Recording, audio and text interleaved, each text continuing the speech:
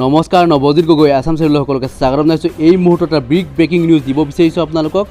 কোনো বিভাগতে নতুন পদ সৃষ্টি নকৰাৰ সিদ্ধান্ত বিত্ত বিভাগৰ। পদ উন্নীতকৰণটো অসন্মতি। অসাৰ হোৱাৰ দিশে নিৰ্বাচনী প্ৰতিশ্ৰুতি। 1 লাখক চাকৰিৰ অংকত নতুন জোট। এতিয়া মই আপোনাৰ বিতং বাতৰি শুনাব বিচাৰিছোঁ। ইয়াত লিখিছে নিৰ্বাচনী প্ৰতিশ্ৰুতি অনুসৰি 1 লাখ লোকক চাকৰি নিযুক্তি দিয়াৰ কেবিনেট সিদ্ধান্ত ঘোষণাৰে চমক সৃষ্টি কৰা ৰাজ্য চৰকাৰখনে বিত্তীয় পৰিস্থিতি জোৰা মৰাৰ নামত শেহতীয়াকৈ হাহাকাৰ পিছলা নীতি গ্ৰহণ কৰিবলৈ বাধ্য হৈছে। উল্লেখযোগ্য যে কেবিনেট সিদ্ধান্ত অনুসৰি বিত্তমন্ত্ৰী অজন্তা নিয়োগ ওপৰত ন্যস্ত কৰা দায়িত্ব বিত্ত বিভাগে চৰকাৰী বিভাগসমূহৰ পৰা খালী পদৰ তালিকাসমূহ সংগ্ৰহ কৰাৰ প্ৰতিটো বিভাগকে প্ৰয়োজনীয় আৰু লাগতিয়াল পদ সৃষ্টি কৰাৰ প্ৰস্তাৱ দাখিল নিৰ্দেশ দিছিল।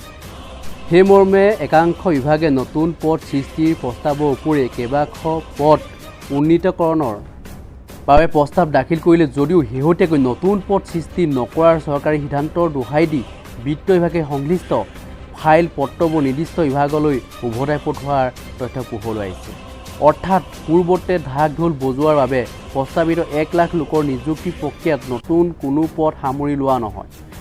আনকি চলিত কেতবোৰ পদ উন্নীতকৰণৰ জৰিয়তে তলৰ পদসমূহ খালী হৈ থকা দেখাবলৈ চৰকাৰী বিভাগে যি প্ৰস্তাৱ দিছিল তাকো বিত্ত বিভাগে নাকচ কৰিছে। দিছপুৰৰ এক নিৰ্ভৰযোগ্য সূত্ৰই জানিবলৈ দিয়া মতে ৰাজ্যৰ বিত্তীয় পৰিস্থিতিৰ পৰা সকাহ পাবলৈ চৰকাৰে কোনো নতুন পদ সৃষ্টিৰ পৰা বিৰত থাকি খালী পদ পূৰণৰ আভুৱাৰী নিবনুৱা যুৱক যুৱতী মোহাচ্ছন্ন কৰাৰ কৌশল হাতত লৈছে। মন কৰিবলগীয়া যে চৰকাৰী বিভাগসমূহত সম্প্ৰতি 50,000ৰো অধিক পদ খালী হৈ আছে। বিত্তীয় পৰিস্থিতিৰ বাবে এই পদসমূহতো নিযুক্তিৰ বাবে কোনো খৰতকীয়া পদক্ষেপ নাই। প্ৰাপ্ত তথ্যমতে কেবিনেট সিদ্ধান্ত অনুসৰি 1 লাখ পদত নিযুক্তি প্ৰক্ৰিয়া হাতত ল'লে ৰাজ্য চৰকাৰক দৰমহাৰ বাবে বছৰি অতিৰিক্ত 8,000 কোটি টকাৰ প্ৰয়োজন হ'ব। এই বৃহৎ অংকৰ আৰ্থিক বোজাৰ পৰা সকাহ পোৱাৰ কৌশলেৰেই ৰাজ্য চৰকাৰে কোনো নতুন পদ সৃষ্টি নকৰাৰ সিদ্ধান্ত লোৱাৰ সমান্তৰালভাৱে খালী পদৰ নিযুক্তিৰ ক্ষেত্ৰতো লেহেমীয়া নীতি লৈছে। উল্লেখযোগ্য যে বৰ্তমান ৰাজ্যিক কৰ্মচাৰী পেঞ্চনাৰসকলৰ দৰমহাৰ বিপৰীতে চৰকাৰৰ বাৰ্ষিক ব্যয়ৰ পৰিমাণ 33 কোটি টকা। তাৰ লগত অতিৰিক্ত 8,000 কোটি টকা যোগ হ'লে সেয়া 41,000 কোটি টকালৈ বৃদ্ধি পোৱাটো ৰাজ্য চৰকাৰখনৰ বাবে অসহনীয় বোজাস্বৰূপ হৈ পৰিব। সেই পৰিস্থিতি অনুধাৱন কৰিয়েই চৰকাৰে ৰাজ্যিক বোজা পাতলোৱাৰ নামত কোনো নতুন পদ সৃষ্টিৰ পৰা বিৰত থকাৰ সিদ্ধান্ত লৈছে।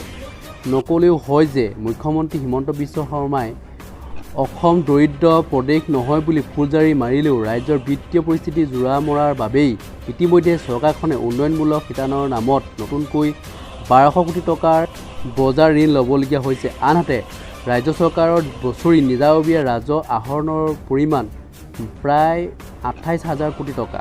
সেই টকাৰে ৰাজ্যিক কৰ্মচাৰী বাৰ্ষিক দৰমহা দিবলৈ গ'লেও 5,000 কোটি টকাৰ ঘাটি হোৱাই নহয়, বাৰ্ষিক ঋণৰ সুদ পৰিশোধৰ নামতেই চৰকাৰে 8,000 কোটি টকা বহন কৰিব লাগিব।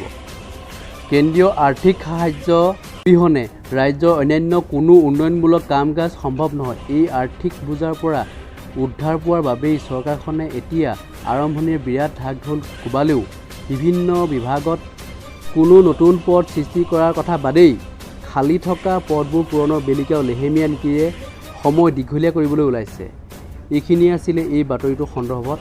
আচলতে এটা কথা মই জনাই থ'ব বিচাৰিছোঁ, এনেকুৱা বাতৰি নিৰ্বাচনৰ প্ৰাক মুহূৰ্তত প্ৰচাৰ হয়েই, গতিকে এইখিনি কথা হয়তো সঁচাও হ'ব পাৰে, হয়তো মিছাও হ'ব পাৰে, কিন্তু পৰৱৰ্তী পৰ্যায়ত যিটো লক্ষণীয় হ'ব যে বিত্ত বিভাগ সঁচাকৈ লেহেমীয়া গতিত আগবাঢ়িছে নেকি, বাকী